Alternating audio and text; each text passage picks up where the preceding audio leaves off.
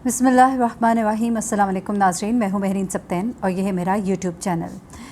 नाज़रीन, Punjab forensic lab ने report जारी कर दी है और ये बहुत ही इंपॉर्टेंट वीडियो है। इसको आप देखिएगा शुरू से आखिर तक, क्योंकि इसमें ना सिर्फ ये कि फ़ाइंडिंग्स क्या हैं, क्या पता लगा है इस रिपोर्ट में, क्या मालूमात हासिल हुई हैं, बल्कि आगे केस पर इसके क्या असरात हैं, और साथ ही साथ कुछ अहम मुलाकातें, कुछ तब्दीलियाँ की गई हैं स्ट्रैटेजी में ज़ाहिर जाफ़र के वालिदैन की जानिब से। वो सब कुछ मैं आपको इस वीडियो में बताऊंगी। इस वीडियो को आखिर तक देखिएगा।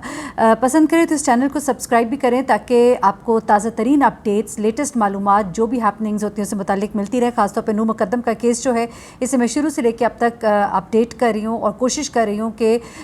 जो भी इंफॉर्मेशन आप तक पहुँचाऊँ वो मुस्तनद हो। अच्छा, अब आ जाते हैं ज़रा ये पंजाब फॉरेंसिक लैब की रिपोर्ट की तरफ। आपको याद होगा कि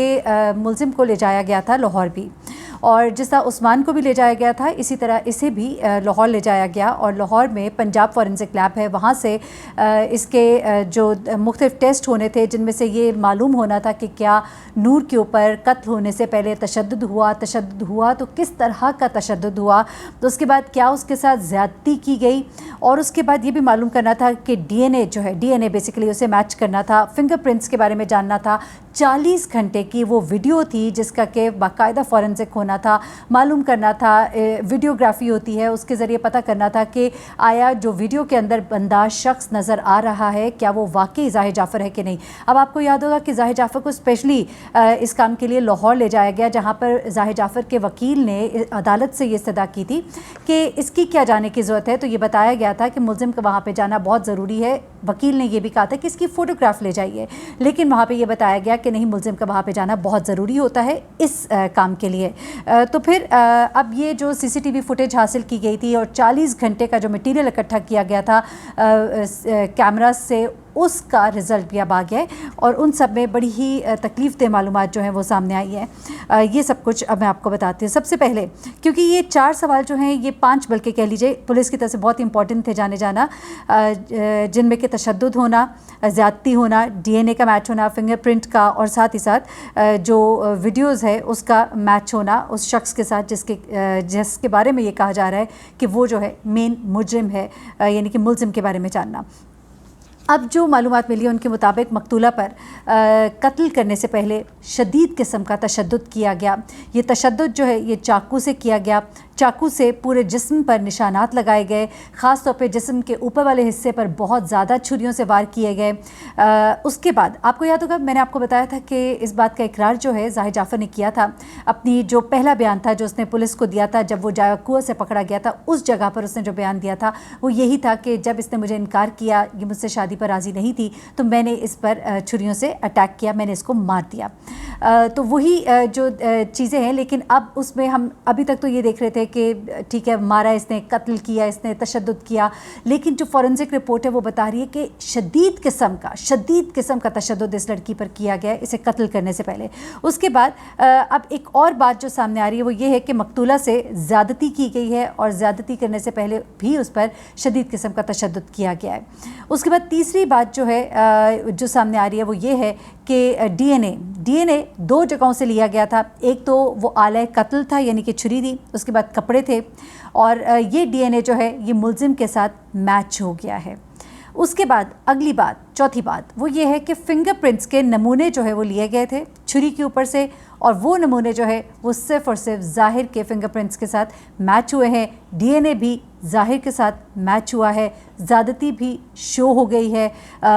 तशद्दुद, शदीद किस्म का तशद्दुद, और उसी चाकू से जिस पर के फिंगरप्रिंट्स है ज़ाहिर जाफ़र के, ये सब कुछ जो है ये प्रूव हो गया। अब आ जाते हैं ज़रा उस पोस्टमार्टम रिपोर्ट की तरफ जो मैंने आपको पहले बताई थी, जिसमें कि ये कहा गया था कि डेथ जो है किस वजह से वाक़ हुई थी। आपको मालूम ही है कि सर इसका कलम कर दिया गया था। तो कॉज ऑफ डेथ उस वक्त ये बताई गई थी कि ऑक्सीजन जो है वो दिमाग को पहुँचना, जो ऑक्सीजन की सप्लाई जो है दिमाग को नहीं पहुँच पाई थी, इस वजह से डेथ हुई थी। फिर आपको ये भी मैंने बताया था कि केमिकल एग्जामिनेशन जो है उसका रिज़ल्ट अभी तक नहीं आया। जैसा केमिकल एग्जामिनेशन का रिज़ल्ट आएगा तो उसमें ये पता लगेगा कि आया नूर को कोई नशा दिया गया था, किसी नशे के अंडर थी, कोई उसको जहरीली चीज़ खिलाई गई थी, इसके लिए उसके मैदे से, इंटेस्टाइन से उसके सैंपल्स लिए गए। अभी उसका रिज़ल्ट आना बाकी है, लेकिन یہ بھی ضرور ہے جاننا کہ اس کے ہاتھوں پہ کلائیوں پہ اس طرح کے نشانات نہیں ہیں کہ جس سے لگا جائے کہ قتل کرنے سے پہلے، کیونکہ آپ دیکھیں سر قلم کیا گیا، سر جب قلم کیا جاتا ہے تو اس کے لیے اگلے کو قابو کرنا پڑتا ہے، قابو کرنے والے نشانات جو ہیں اس فزیکل پوسٹ مارٹم کے اندر نہیں آئے تھے، لیکن اب کیمیکل پوسٹ مارٹم میں پتہ لگے گا کہ کیمیکل انالیسز میں پتہ لگے گا کہ کوئی ایسی چیز کیا اسے کھلائی گئی تھی جس کے زیر اثر تھی، یا وہ بے ہوش تھی، یا وہ آدھی ہوش میں تھی، مطلب کیا معاملہ تھا کہ اس نے اس طرح کا ریزسٹنس نہیں کیا جس وقت اس کا گلا کاٹا گیا ہے۔ اچھا، اب جو کاز آف ڈیتھ ہے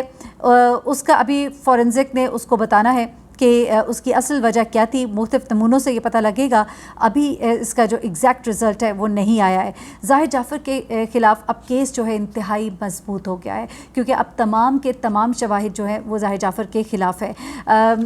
کچھ لوگ یہ پوچھ رہے تھے کہ ظاہر جعفر کو کس طرح سے رکھا گیا ہے، بہت سی معلومات ہے اس وقت میرے پاس، وہ ایک ویڈیو کے اندر بتانا مشکل ہے، لیکن میں آپ کو اپنی اگلی ویڈیو میں بتاؤں گی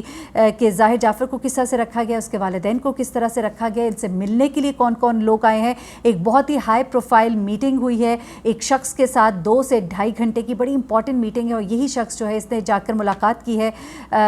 دوسری پارٹی سے بھی، اور کیا کچھ ہوا ہے اس سب میں آپ کو یہ بتاؤں گی وہ شخص کون ہے، اور پھر وکلا کی کچھ تبدیلیوں کے بھی معاملات ہیں وہ بھی آپ کو بتانا ہے۔ جو اس وقت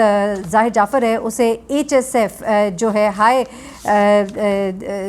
جسے کہتے ہیں نا کہ ہائی سیکیورٹی جو بیرکس ہے اس کے اندر اس کو رکھا گیا ہے، کیونکہ یہ بیسیکلی بیرک ہوتی ہے دہشت گردوں کے لیے، یہاں پر اب اس کو رکھا گیا ہے۔ اور ظاہر کے معاملات اور اس کے والدین کے معاملات تھوڑے سے مختلف ضرور ہیں، لیکن بڑی مختلف قسم کی انفارمیشن ہے میرے پاس اس وقت جیل کے اندر ہونے والی ایکٹیویٹیز کے حوالے سے، کچھ ان کی اسٹریٹجی میں تبدیلی آئی ہے، کچھ میڈیا کو ڈیلنگ کے حوالے سے، کچھ ہائی کورٹ میں اب کس طرح سے انہوں نے اپنی اس پوری موومنٹ کو موو کرنا ہے، اپنے وکلا کی تبدیلی انہوں نے کی ہے، تو بہت سی معلومات ہیں جو میں آپ کو اگلی ویڈیو میں دوں گی، لیکن اس ویڈیو میں اس وقت میں چونکہ اس بارے میں بات کر رہی ہوں، میں نے ایک اور بات بہت ضروری کرنی ہے، کیونکہ جب میں آپ کو یہ ساری معلومات دے رہی ہوں تو ظاہر سی بات ہے ہمدردی ہے میری بہت زیادہ نور کے ساتھ کہ نور جو ہے اس کے ساتھ بہت ظلم ہوا ہے، لیکن ہیونگ سیڈ دیٹ میں ہرگز کسی بھی قسم کے ایسے رشتوں کو، لیجٹمیٹ ریلیشن شپس کو میں کبھی بھی سپورٹ نہیں کرتی، اور ہم ابھی نہیں جانتے اصل حقیقت کیا ہے۔ دیکھیں بظاہر لگتا ہے کہ ملے ساتھ رہے، لیکن چیزیں ایسی نہیں ہوتی، بعض اوقات ہو سکتا ہے کہ اس کو ٹریپ کر کے بلایا ہو سکتا ہے کہ اس کو انڈر ڈرگز ہو، کچھ بھی ہو سکتا ہے یہ جو زیادتی کا پتہ لگ رہا ہے کہ اس کے ساتھ زیادتی کی گئی ہے، تو ہو سکتا ہے یہ اس شخص سے بچ کے نکلنا چاہتی ہے اور اس نے اس کو نکلنے نہیں دیا وہاں سے، کچھ بھی ہے۔ ہمیں کسی کے کریکٹر کے اوپر اٹیک نہیں کرنا چاہیے، لیکن میں ضرور کہوں گی، ہم کہتے ہیں نا کہ والدین کو دیکھنا چاہیے، لیکن والدین سے بھی پہلے میں اپنی بیٹیوں سے، اپنے ینگسٹر سے میں مخاطب ہوں کہ آپ نور مقدم کو دیکھیے اور اللہ سے دعا کریں کہ اللہ تعالیٰ ہر کسی کو موت ایک بہت اچھے حال میں دے۔ دوسری بات یہ کہ یہ یاد رکھیے، اللہ تعالیٰ نے جب حکم دیا ہے کہ جب ایک مرد اور ایک عورت ہو تو کوئی تیسرا بھی بیچ میں موجود ہو، تو پھر ایسے نہیں دیا، اکیلے کسی کو ملنے نہ جائیں، خاص طور پہ لڑکیاں، اور ایک ایسا شخص جس کی ایک اتنی ہسٹری ہے، جو ڈرگز لیتا ہے، جو غلط کاموں میں ہے، جس کی ایک ریپیوٹ بڑی خراب ہے، ایسے شخص سے اگر آپ ملنے اکیلے جا رہے ہیں تو آپ یقین مانیے آپ پھر کسی بھی قسم کے خطرے کے لیے، کسی بھی قسم کے نقصان کے لیے آمادہ رہیے گا، تیار رہیے گا، کیونکہ ایسا شخص آپ کو شدید نقصان پہنچا سکتا ہے۔ تو میری اتنی ایک استدعا ہے کہ پلیز اپنا خیال رکھیں اور اللہ کے حکم کے مطابق چلیں گے تو پھر بہت بہتری ہے، اس دنیا میں بھی اور اس دنیا میں بھی۔ آپ اپنے گھر والوں کو بھی کسی کے سامنے شرمندہ نہیں کریں گے، لیکن ہمیں بار بار نور مقدم کے والدین اس وقت بہت تکلیف میں ہیں اور ہمیں یہ باتیں نہیں کرنی چاہیے۔ اللہ تعالی ہم سب کی اولاد کو راہ ہدایت پر رکھے۔ اپنی دعاؤں میں مجھے بھی یاد رکھیے گا، اپنا بہت خیال رکھیے گا۔ اللہ حافظ۔